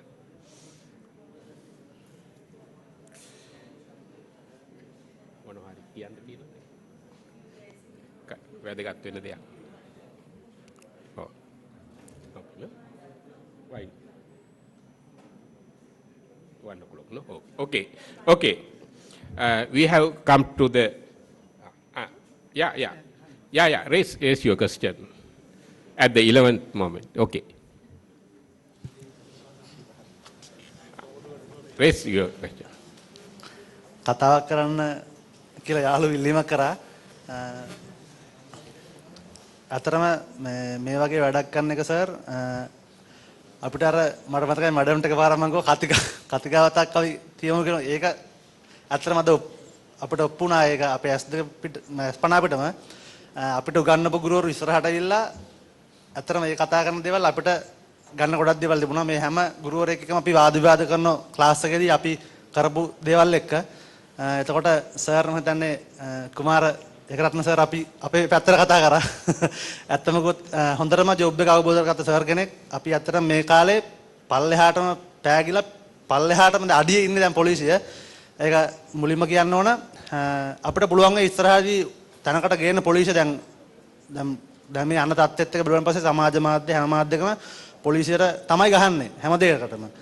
ඊයේ ඇත්තටම කතා කරොත් Ajith Rohana sir කතා කරද්දී අපි ඒ සර්ගේ කතාව තමයි හැමෝම එළියට ගිහලා කතා කරා. ඒ කියන්නේ අර අපිට හිතට වැදිච්ච දේ තමයි මේ කතාව. දැන් ඒ වගේ කියන්නේ සමහරවිට තියරි පැත්ත කතා කරනකොට තියරි පැත්තේ ලස්සනට තියෙන දේවල් ටික පිළිවෙලට ලියලා නමුත් සර් එළියට ගියාම කරන්න බෑ සර්. එතකොට අපි එළියේ අවුරුදු 1කමාරක් දෙයක් වැඩ කරපු කට්ටිය මෙතන ඉන්නේ. එහෙම වැඩ කරනකොට අපිට ගොඩක් ප්‍රශ්න වලට මුහුණ දෙන්න වෙලා දෙනවා. සර් කිව්වා වගේම ඉහළ නිලධාරීන්ගේ ප්‍රශ්න, පල්ලෙහා නිලධාරීන්ගේ ප්‍රශ්න අපි සර් අතරමැදි කොට්ටාසයක් වෙලා තියෙන්නේ. ඒ කියන්නේ අපි දෙපැත්ත බැලන්ස් කරන්න ඕන. අපි මේ ලස්සනට අඳගෙන මෙහෙම හිටියට සමහරලාට එළියට ගියට පස්සේ ප්‍රැක්ටිකල් පැත්ත කතා කරනකොට අපිට මේ තියරි පැත්ත සමහරලාවට අමතක වෙනවා. එතකොට ඒ අර පොලිසිය යන විදිහටම තමයි යන්නේ සර්. නමුත් මේ කතා කර දේවල් එක්ක මම හිතන්නේ නිලධාරීන්ට නව නිලධාරීන්ට අපි ඔක්කොම නවකයෝ පොලිසියට ඉතින් හොඳ අත්දැකීමක් ගන්න පුළුවන්. මෙතන ඉන්න සර්ලා කතා කරන දේවල් මම හිතන්නේ අපිට මේ පොතක් කියනට වැඩිය සර්ලා කතා කරන සමහර වචන අපේ හිතට වදිනවා. ඒ වගේම මඩම් අපිට නිතරම පිටිපස්සෙන් ඉඳගෙන අපිට නිතරම අවවාද දෙනවා. ඒකම අපි නිතරම ක්ලාස් වලදී අපි හැම කෙනෙක් එක්කම හැම මැඩම් කෙනෙක් එක්කම සර් කෙනෙක් එක්කම කතා කර කර අපි පුළුවන් තරම් දේවල් ගන්න තමයි බලන්නේ. මම හිතන්නේ ඒගොල්ලොත් අපෙන් දේවල් ගන්න ඇති. අපි අවුරුදු 1කමාරක් වගේ පොඩි කාලයක් තමයි සර් එළියේ වැඩ කරලා තිබ්බේ. නමුත් ඒ වැඩ කරපු කාලේ අපිට ගොඩක් අත්දැකීම් තිබුණා. අපි දැන් අර ගැනවගේ සර් කිව්වාගේ පැය 12 අපි අවුවට වැස්සට ඇත්තටම සර් ඒක ප්‍රැක්ටිකල් අපි කරලා තියෙනවා. අපේ අධ්‍යාපන සුසුකම් අහන්නේ නැහැ පාර මිනිහෙක් වාහනේ නවත්තනකොට. එතකොට හිතන්නේ මේ පොලිස් කාර්යයක්නේ මූ මෙහෙමයි කියලා එහෙම තමයි සර් මතේ තියෙන එළියේ. නමුත් අපිට අනාගතේ යම් කිසි දෙයක් කරන්න පුළුවන් කියලා අපි බලාපොරොත්තු වෙනවා. එතකොට මම හිතන්නේ ඉදිරියේ අනාගතය වෙනුවෙන් රටේ යහපැවැත්ම වෙනුවෙන් පොලිසිය අත්‍යවශ්‍යම ආයතනය. අද පාරේ මෙතන ඉන්න කවුරු ගියොත් සර්ලගේ හරි වාහනයක් ඇක්සිඩන්ට් වුණොත් හරි හොරෙක් මංකොල්ලකාරයෙක් ගෙදරට වැනලා තිබ්බොත් හරි කෙලින්ම යන්නේ සර් පොලිසියකට. ඉතින් ඒක නිසා පොලිසිය හොඳ වුණොත් සර් සර්ලට ජීවත් වෙන්න පුළුවන් බියකින් සැකකින් තොරව. ඒ නිසා හැමෝටම අත්‍යවශ්‍ය ආයතනයක විතර පොලිසිය වෙනුවෙන් මේ හැමෝම ගත්ත උත්සාහයට බොහොම අගය කිරීමක් කරනවා. කතාවක් කරන්න කියලා කියන්නේ කමෙන්ට් එකක් දෙන්න තමයි මම නැගිට්ටේ. ඇත්තටම ස්තුතිවන්ත වෙනවා සර් මේ අපේ මැඩම්ටත් ස්තුතිවන්ත වෙනවා සර් මේ අවස්ථාව ලබා දුන්නට. ඒ වගේම සර් ධනපාල සර්ට ස්තුතිවන්ත වෙනවා. නිතරම නැගිටලා අපි ඉංග්‍රීසියෙන් සමහර දේවල් වදිනවට වැඩිය සිංහලෙන් කතා කරද්දී අපි හැමෝගේම මව් භාෂාව අපිට සිංහලෙන් ඉංග්‍රීසියෙන් කතා කරනකොට පොඩ්ඩක් කතා කරන්න පුළුවන්. නමුත් අර වදින්න හිතර දැනෙන්න අපිට දෙයක් කතා කරන්න සර් අවස්ථාව ලබා දුන්නට බොහොම ස්තුතියි සර්. අනිත් එක තමයි මේ හුඟක් අය ලොකු කොයි කාර්වල හැම එලවගෙන ගිහිල්ලා මේ පොලිසියෙන් ඇල්ලුවාම ඉංග්‍රීසියෙන් කතා කරන්නේ.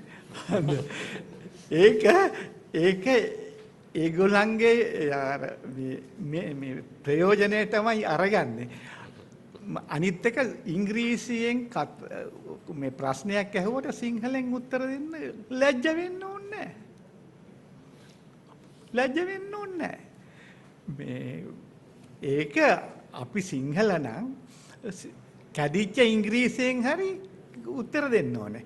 සමහර නෝනලා ඉන්න හොඳට ලිප්ස්ටික් අර මේව ගාගෙන ඇවිල්ලා I'm DIG's wife කියලා අරවා මේවා කියනවා.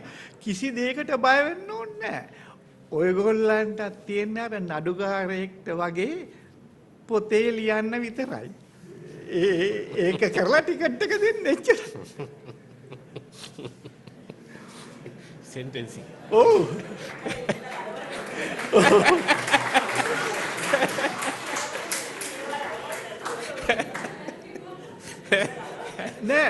නෑ දැන් මම වුණත් ගියාම ස්පීඩින් නම් මං ඔහේ ඉන්නවා. ටිකට් එක දුන්නාම ගිහිල්ලා ගෙවලා මේව කරලා එනවා. ඉතින් හැබැයි ප්‍රශ්නයක් තියෙන ඔය පිට පළාත් වලට එහෙම ගියාම පෝස්ට් ඔෆිස් එකට ගිහිල්ලා පේ කරලා යනකොට තව දවසක් එන්න වෙනවා. ඒක තමයි ප්‍රශ්නේ තියෙන්නේ. ඉතින් ඒක ඔයගොල්ලන්ට ඒක කරන්න දෙයක් නැහැ නේ. සිස්ටම් එක. ඒක ඔව්.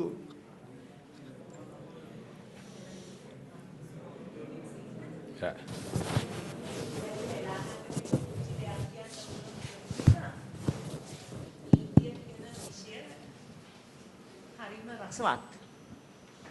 ඒ රසවත් විෂය ඉගෙනගෙන අපි කීප දෙනෙක් මෙතන ඉන්නවා.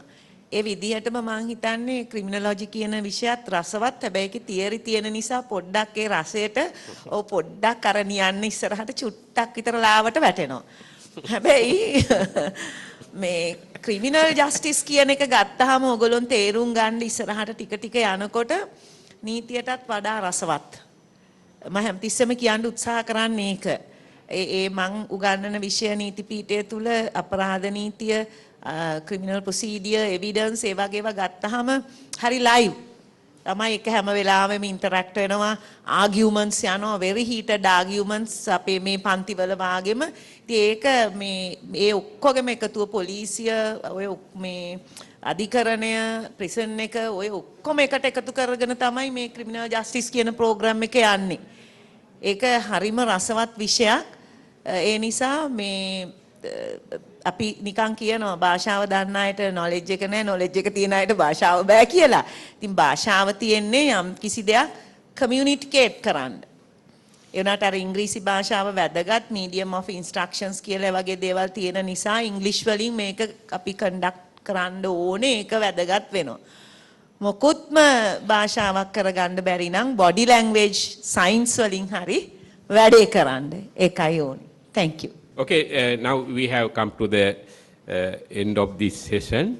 Very important session. I would thank all the presenters, okay, in the morning session and the second session. All made very great contribution to the international conference. This is the 15th International Research Conference. While thanking all the members of the organizing committee, so all were given 12 minutes for the presentation. The rapport of the rapporteurs were confined to that period, so we had no more time, but we are aware that you all had enough to say, so many things to be clarified, but in international conferences, sometimes we are given 10 minutes, sometimes 15, sometimes 20. That is also a particular skill that we must be able to say something important, meaningful within the given period of time. I think all did it. They all mentioned something meaningful. So we got the basic idea. At the same time, we understood that all these academics are having these research skills. At the same time, the communication skills. We are very happy, even though we speak the Sinhala as the mother tongue, all presentation had the required standard. They made the presentation well organized and informative and abiding by all the rules and regulations of academic presentation. Those are very important things. We are having these international conferences to develop these skills. Annually, our university, this university, all universities organize these conferences to have this type of forum. The thing is that in the next conference, you would be in this university for 3 years, then you have to prepare for the next conference. At the same time, to make presentation, at the same time, raise question, participate in these conferences. Active participation is very important, and this is a very good exposure.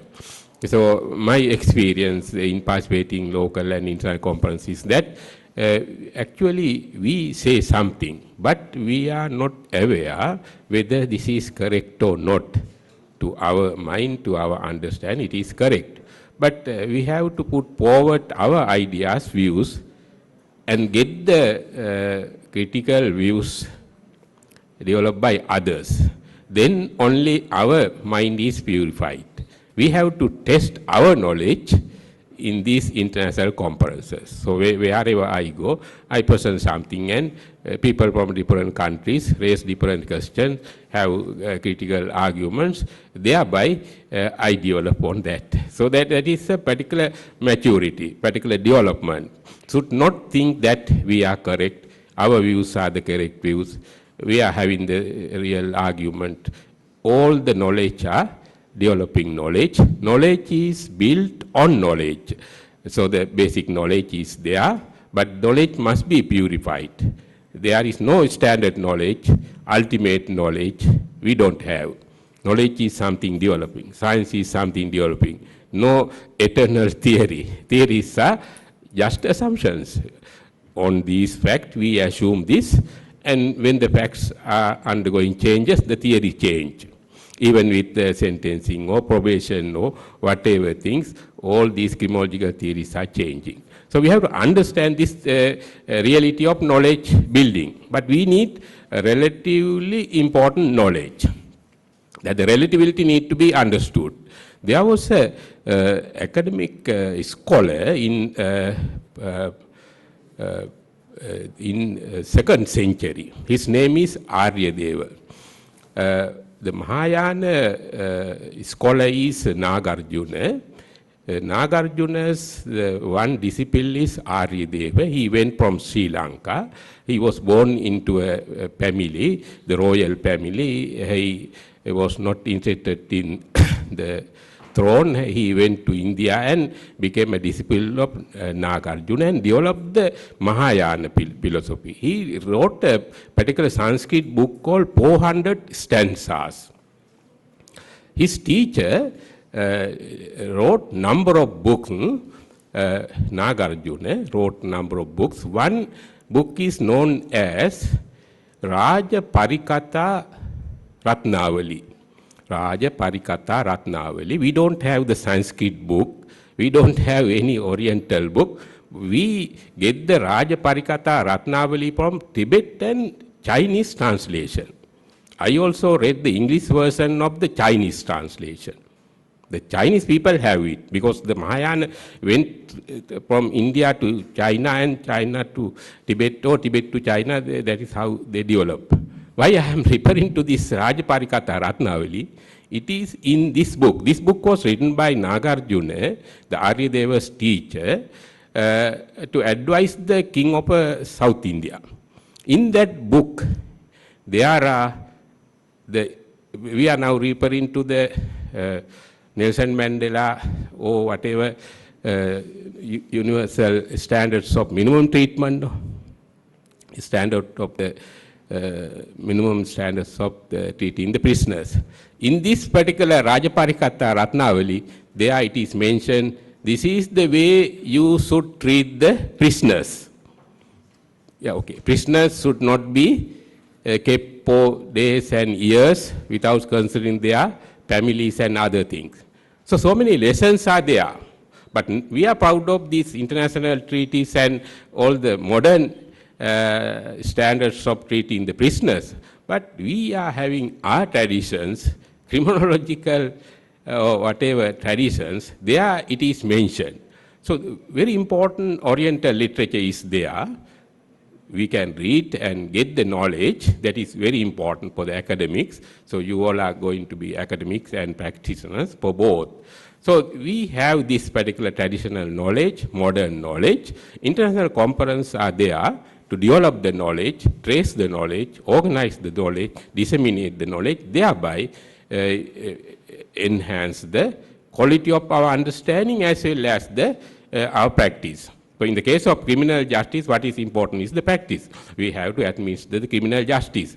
We think that we do the perfect thing, but still the justice delivered by the existing system is not the 100% perfect justice. Maybe 10% of justice, maybe half of the justice, maybe 3/4 of the justice. Something is lacking. For example, the criminal is hanged, the justice done according to the law, but the victims are still suffering.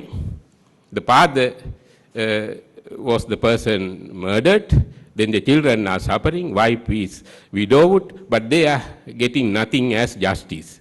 So the cost of the crime is not covered by the punishment or whatever reaction. So justice must be perfect.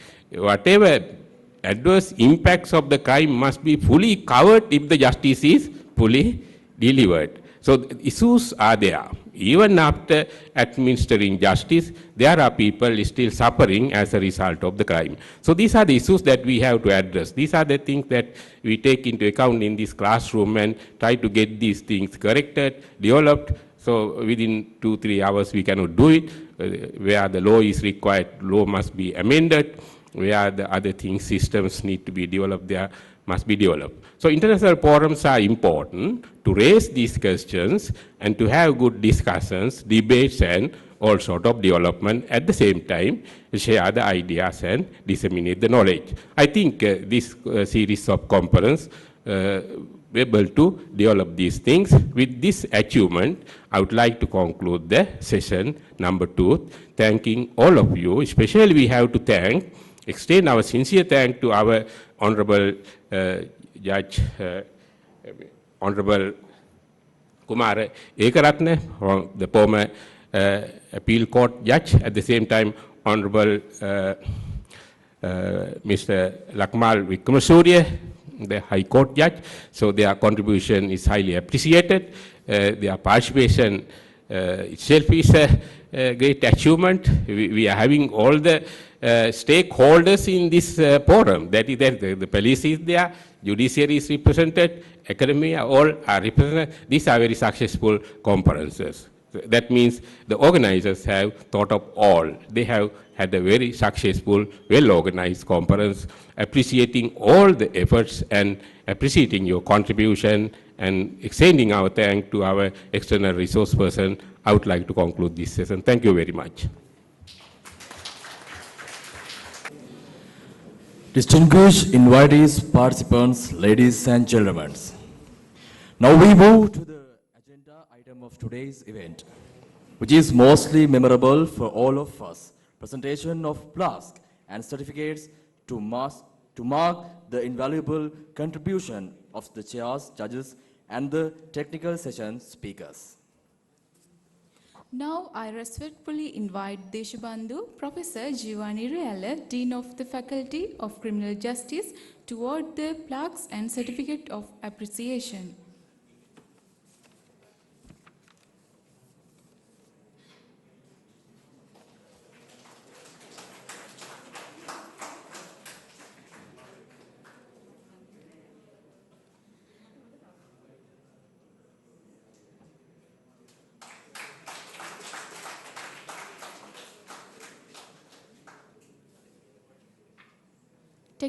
Technical Session Judge, Honorable Justice S.P.K. Ekaratna.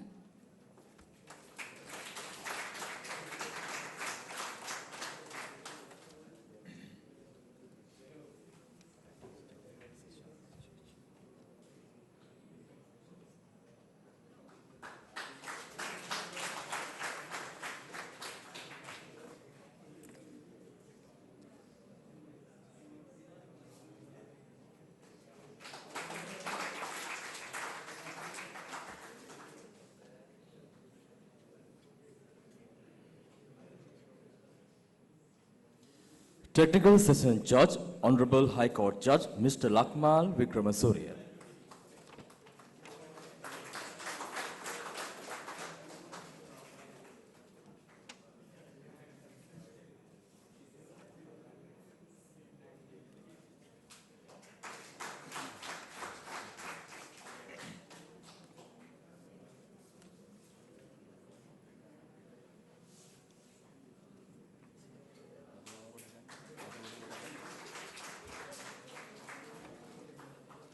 Technical Session Presenter, Senior Lecturer Dr. Nishara Mendes, Head of the Department of Criminology, Faculty of Criminal Justice.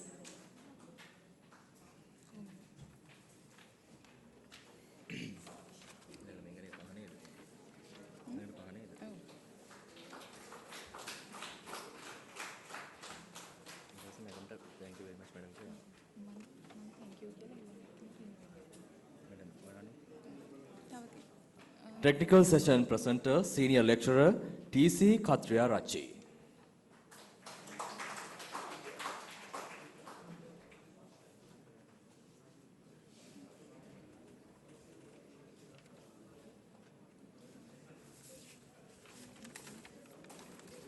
Thank you very much, Madam. Now may I invite Professor Dhanapala Wijayasinghe, Head of the Department of Criminology and Criminal Justice, Faculty of Humanities and Social Sciences, University of Sri Jayewardenepura, towards the plaques and certificates of appreciation. Technical Session Chair, Deshabandhu Professor Niriella, Dean of the Faculty of Criminal Justice, and also a certificate of appreciation for presenting a paper on probation as a sentencing method in criminal justice administration in Sri Lanka. A critic at the technical session in criminal justice of the 15th International Research Conference of General Sir John Kotalawala Defence University 2022.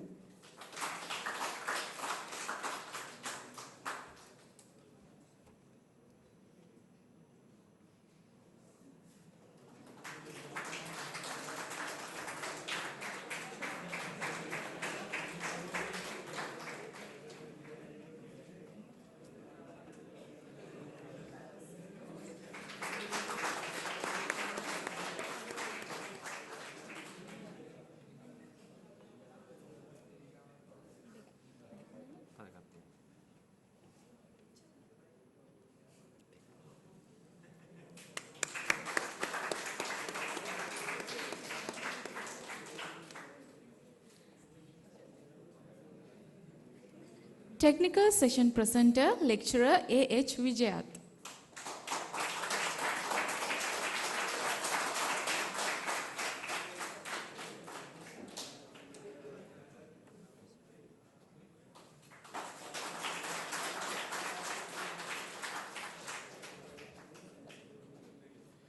Technical session presenter, lecturer K.S. Dharmasiri.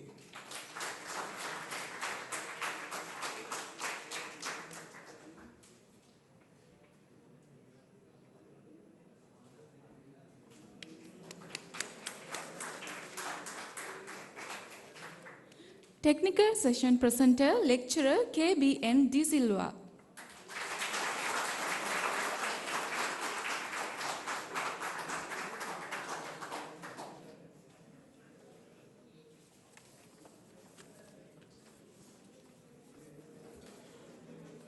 Technical session presenter, lecturer KGL Chamuddika.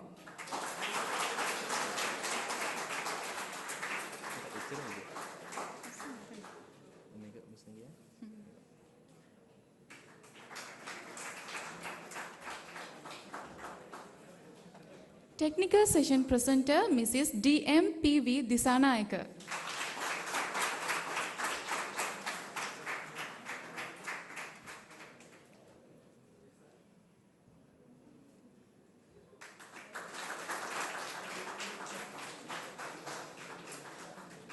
Thank you very much, sir. Distinguished invitees, the participants, ladies and gentlemen, appreciation can make a day, even change a life. Therefore, we will move on to make that remarkable moment by announcing the most outstanding research of the day. The Best Researcher Award goes to Lecturer K.S. Dharmasiri.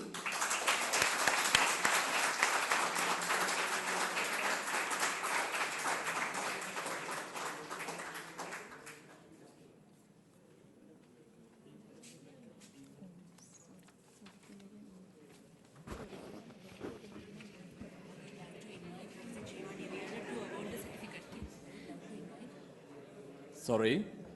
I would like to invite Professor Niriella to award that certificate to lecturer K.S. Chandrasiri.